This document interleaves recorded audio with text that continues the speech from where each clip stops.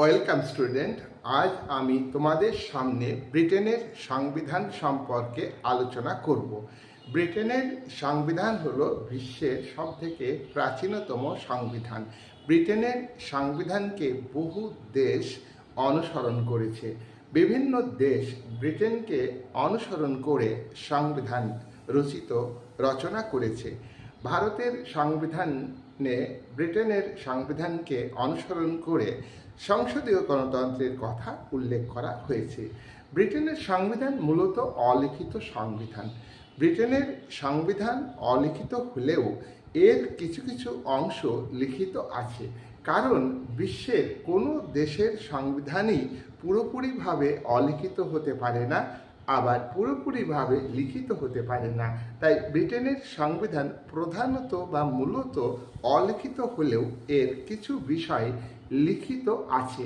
ব্রিটেনের সংবিধান অলিখিত কারণ হলো ব্রিটেনের সংবিধান নির্দিষ্ট সময়ে কোনো সংস্থার দ্বারা, কোনো অ্যাসেম্বলির দ্বারা বা কোনো সম্মেলনের দ্বারা নির্দিষ্ট সময়ে রচনা করা হয়নি। দীর্ঘদিন ধরে ব্রিটেনের সংবিধান ক্রমবিবর্তনের মধ্য দিয়ে রচিত হয়েছে। ব্রিটেনের সংবিধানে যে লিখিত বিষয়গুলি আছে সেই বিষয়গুলি হলো 1689 সালে বিল অফ রাইটস, 1215 সালে ম্যাগনা কার্টা আইন ব্রিটিশ পার্লামেন্ট তৈরি করেছে, 1911 সালে পার্লামেন্টের তৈরি আইন, 1949 সালে পার্লামেন্টারি অ্যাক্ট, এগুলি ব্রিটেনের সংবিধানের লিখিত বিষয়। এছাড়া 1832 সালে রিফর্মস অ্যাক্ট, 1868 সালে রিফর্মস অ্যাক্ট, 1884 সালের রিফর্মস অ্যাক্টের মাধ্যমে ব্রিটেনের নাগরিকদের ভোটাধিকারকে দেওয়া হয়েছে। ভোটাধিকার সম্পর্কে বিভিন্ন সংস্কার করা হয়েছে।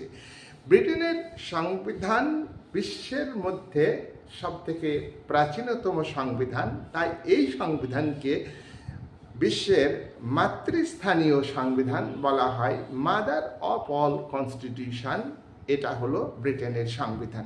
তাই ব্রিটেনের সংবিধানকে বিভিন্ন দেশ অনুসরণ করে বিভিন্ন দেশে উদারনৈতিক গণতন্ত্রকে গ্রহণ করা হয়েছে।